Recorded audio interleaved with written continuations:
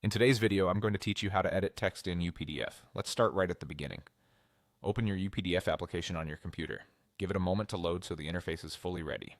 If you haven't used UPDF in a while, you might see a start screen or a recent files panel. That's totally fine.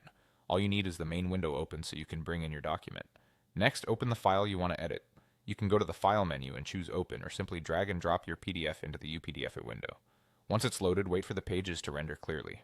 If your document has many pages, use the thumbnails or the page navigation to jump to the exact page where the text needs attention.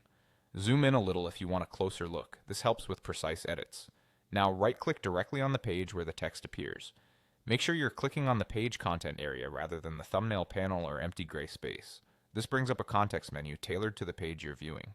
If you don't see the option you need right away, try right-clicking on the text itself or within the text region. From that menu, click Edit PDF. This switches UPDF into editing mode. You'll know you're in the right place when you see selection borders around text blocks or a formatting toolbar appear. If the context menu doesn't show Edit PDF for some reason, look for an Edit PDF button in the toolbar. It's the same tool, just accessed a different way. With editing enabled, click the text you want to change. A bounding box will appear around the text block. Now you can type to add words, press backspace or delete to remove text, and use familiar shortcuts like Ctrl or Command plus C and V to copy and paste.